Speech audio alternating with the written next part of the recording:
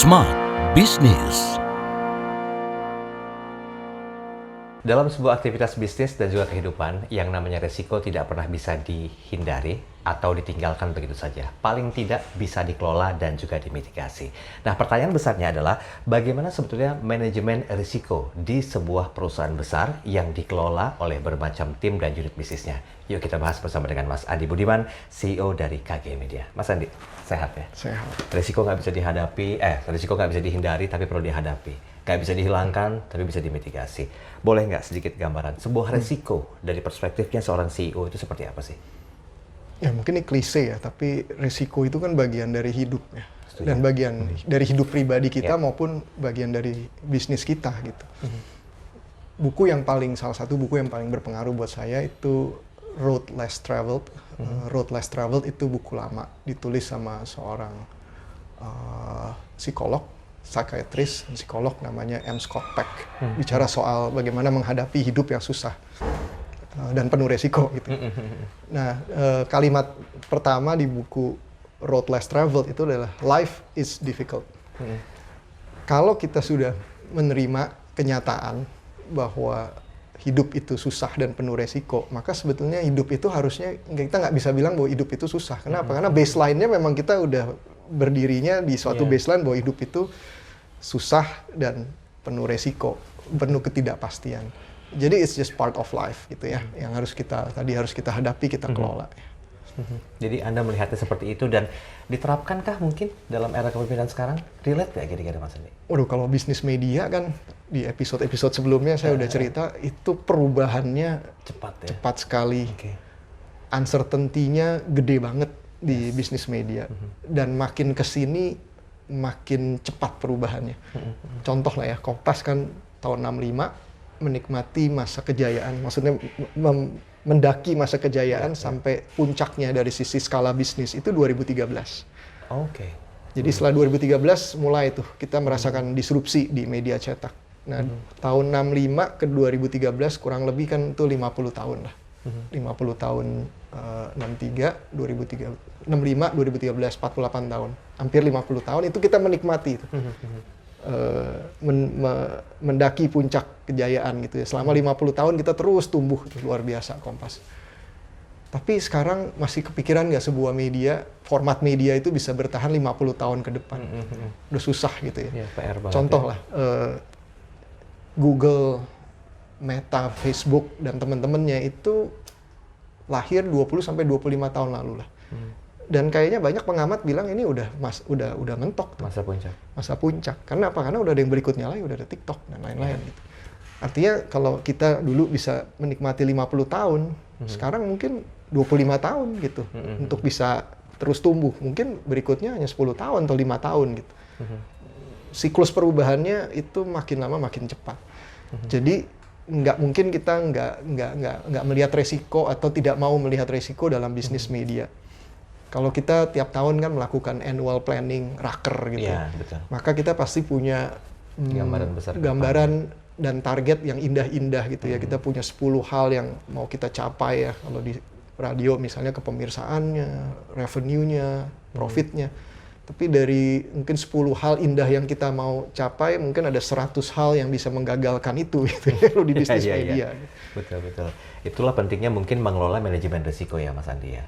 Ya, terutama di bisnis yang tadi ya, yang uncertainty-nya itu besar sekali. Seberapa penting sebenarnya pemahaman tentang manajemen risiko yang perlu dikelola dalam sebuah bisnis media ini? Ya tadi ya, kalau udah tahu bisnisnya penuh resiko, tapi itu kelemahan juga sih. Saya lihat juga termasuk di perusahaan di KG Media ya. Tadi kita lebih senang bermimpi indah daripada mengantisipasi mimpi buruk gitu. Jadi kalau ada mimpi indah, ada mimpi buruk, biasanya kenyataan itu kan the truth lies somewhere in the middle gitu ya. Mungkin nggak seburuk yang kita takutkan, tapi juga mungkin nggak seindah yang kita harapkan. Nah itu kan harus arti kita harus lebih lebih memperhatikan nggak cuma best case scenario, tapi worst case scenario, dan harapannya tadi lah kita nanti jatuhnya ada di tengah-tengah situ gitu.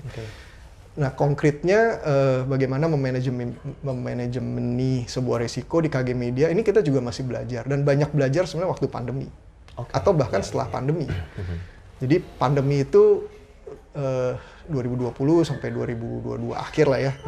Tapi kita pikir tadi setelah pandemi, wah ini semua akan bakal balik normal dan bisnis kita semua akan kembali bahkan pulih dan luar biasa gitu. Tapi seperti kita ketahui, pandeminya waktu itu belum selesai, udah berlanjut ke ketidakpastian global gitu ya. Ada perang di sana, perang di sini.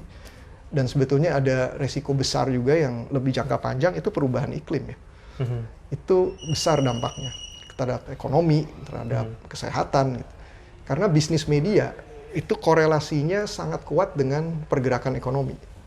Oke. Jadi kalau pengiklan itu pesimistik terhadap pergerakan ekonomi, yang mereka lakukan pertama adalah motong biaya, menghemat gitu ya. Nah, yang mereka pertama hemat biasanya adalah biaya promosi, biaya beriklan. Oh gitu. Artinya kita harus sangat paham faktor-faktor apa saja, baik itu makro, ya, global uncertainty, global economy, sampai perekonomian Indonesia, itu kita harus paham resikonya apa, faktor-faktor makro itu seperti apa. Kemudian juga faktor-faktor yang ada di industri media sendiri. Contoh, regulasi pemerintah. Saat ini sedang ada yang namanya publisher right, dibahas di pemerintah, bagaimana menyeimbangkan persaingan antara global platform, Google Meta, dengan publisher-publisher yang ada di Indonesia. Itu bisa go either way. Kalau semua dikelola bagus, kita bisa punya posisi yang lebih baik daripada sekarang, posisi tawar yang lebih baik terhadap global platform. Tapi kalau faktor regulasinya ternyata tidak terlalu menguntungkan, itu bisa the other way gitu. Nah, itu ada faktor yang sangat spesifik dengan industri kita. Kemudian faktor yang besar juga ke industri media adalah perilaku konsumen. Tadinya mengkonsumsi konten di mana, sekarang dengan beralih ke digital. Beralihnya ke digital, digitalnya pun kan nggak cuma satu. Digital ada social media, ada search, ada TikTok segala macam. Nah, itu perubahan perilakunya itu juga harus kita masukkan dalam faktor resiko tadi. Nah, faktor-faktor resiko ini kita rangkai atau kita petakan menjadi senario. Jadi the future is uncertain, masa depan itu nggak pasti, artinya kita nggak bisa punya satu plan yang hanya punya satu plan gitu. Yang kita harus miliki itu berbagai senario berdasarkan faktor-faktor yang mungkin bisa terjadi. Kita nyebutnya scenario planning lah gitu. Jadi kalau faktornya A, B, C yang terjadi, maka senarionya A. Kalau yang terjadi adalah D, E, F, maka senarionya B.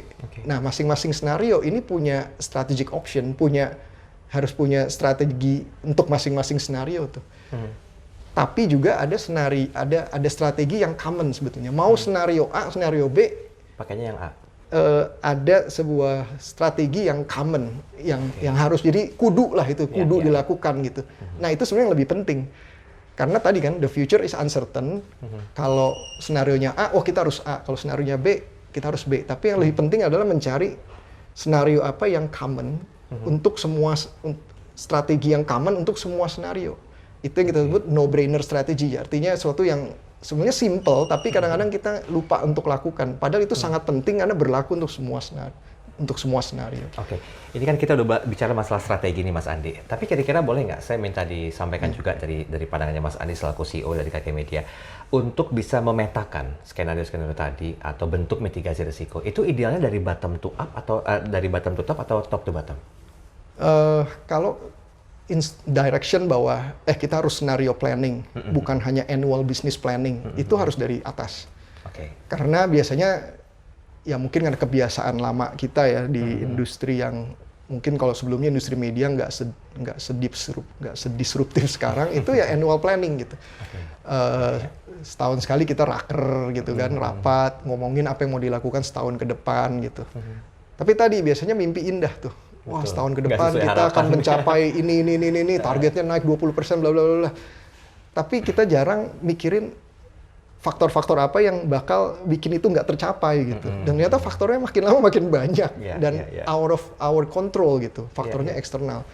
Nah, jadi itu penting ya, bottom up atau apakah bottom to top atau top to bottom? Top to bottom. Kalau instruksi direction bahwa kita harus ngelihat resiko, kita nggak boleh cuma lihat hal yang indah tapi lihat yang beresiko, itu harus dari atas tuh.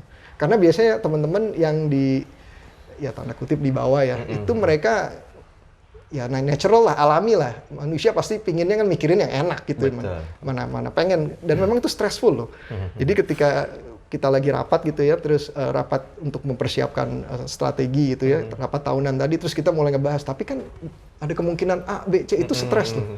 Itu Langsung keluar semua ya, waduh, ya. artinya kalau kayak gini, wah ini mah udah beda lagi nih strateginya. Nah, itu pentingnya pimpinan yang harus, tapi untuk mengidentifikasi faktor apa, strateginya apa, itu nggak bisa cuma pimpinan, karena yang lebih ngerti adalah teman-teman yang ada di lapangan. Kita hanya ngasih tahu, ada worst case scenario ini loh, ada kemungkinan ini loh, kemungkinan ini. Yuk kita pikirin sama-sama yuk. Kalau kemungkinannya ini kita harus ngapain, kemungkinan ini harus ngapain. Nah itu nggak bisa hanya atasan, itu semua harus melibatin semua. Tapi bagaimana otak besar atau big brain-nya ini mampu memanajemen risiko yang disampaikan tadi? Kalau dari pimpinan saya merasa justru kalau ada pimpinan itu bukan orang yang paling pinter di perusahaan. Saya nggak percaya itu, karena paling pinter dalam arti paling ngerti, paling bisa mengeksekusi itu justru teman-teman. Tapi pimpinan itu menurut saya sebaiknya adalah bukan orang yang paling pinter, tapi orang yang paling inform, orang yang paling punya perspektif informasi yang sifatnya prospektif gitu, nggak cuman retrospektif ya. Kalau retrospektif ngelihat data yang udah lewat semua bisa, tapi ngelihat sesuatu ke depan, baik itu baik maupun resiko, sesuatu yang mengerikan ataupun yang menggembirakan, itu harus dimiliki oleh pimpinan. Karena kalau nggak perlu ada pimpinan. Kalau semua bisa bekerja sendiri kan nggak perlu ada direction, nggak perlu ada vision, nggak perlu pimpinan. Pimpinan ada di situ supaya tadi ada yang bisa lebih prospektif ke depan, baik melihat hal yang baik maupun hal yang kemungkinan buruk. Gitu. Menularkannya gimana nih Mas? Semangatnya Mas Andi ini yang baru sudah disampaikan itu kan kayaknya harus diturunin ke bawah. Jadi ada satu cara atau mungkin metode yang bisa disampaikan nggak? Agar satu visi, simbiosis mutualisme itu tetap terjaga antara setiap unit. Kalau saya kan train as engineer, saya ini lulusnya sebagai orang teknik gitu ya. Artinya data tuh sangat penting buat saya. Karena opinion is cheap gitu ya, but fact is sacred gitu. Semua bisa ngomong lah, oh akan terjadi ini, terjadi itu. Tapi kalau nggak di backup dengan data, itu juga bahaya. Mungkin hanya kehebohan di luar, tapi nggak ada datanya. Akhirnya tadi perubahan yang sebetulnya situasional, kita pikir itu fundamental. Gitu. Dan kebalikan, perubahan yang fundamental, kita pikir situasional. Nah itu kan harus semua di backup dengan data, informasi, baik data yang formal, baik itu riset kita sendiri, primary research, secondary research. Di KG Media kita punya tim riset, tiap tahun kita ngelihat tadi, mensurvei, menganalisa perubahan konsumsi perilaku konsumen media. Sehingga kita dapat early warning system. Tapi juga banyak informasi yang sifatnya informal. Ya dengan ngobrol-ngobrol seperti ini, dengan ngobrol dengan orang-orang yang justru punya pemikiran yang berbeda sama kita. Nah itu semua kita kumpulin, dan kalau di KG Media kita punya town hall. Setahun 2 kali, nah di situ saya biasanya memaparkan gitu ya. Ini trennya, ini akan berubah ke depan menurut data ini. Jadi di backup dengan data dan itu kita sebarkan. Karena ada juga yang berpikir kan, waduh kalau punya informasi yang berharga, jangan disebarin tuh. Nanti semua jadi tahu, bahkan kompetitor tahu. Tapi menurut saya di zaman sekarang informasi itu pasti eventually akan terdisclose. Tinggal timing aja gitu ya. Nah kalau kita sebagai pimpinan yang tahu, tapi kita keep sendiri, gimana perusahaan, gimana organisasi mau merespon gitu. Jadi bagiin aja. Kalau itu bocor-bocor halus keluar ya it's okay. Resiko juga. Tapi kan walaupun orang punya informasi yang sama, tapi eksekusinya belum tentu sama. Baik. Susah-susah gampang sebetulnya untuk bisa mengelola resiko dalam sebuah aktivitas perusahaan. Tapi apa yang disampaikan oleh Mas Andi Budiman selaku CEO KG Media pasti bermanfaat dan juga memberikan kontribusi yang berarti. Coba di-spill pelan-pelan apa yang disampaikan oleh beliau supaya Anda juga paham bagaimana mengelola sebuah resiko. Karena resiko nggak pernah bisa dihindari, tapi perlu dilakukan manajemen profesional untuk resiko tersebut. Saya Daryl Adam, sampai jumpa. Smart Business. Lead you better.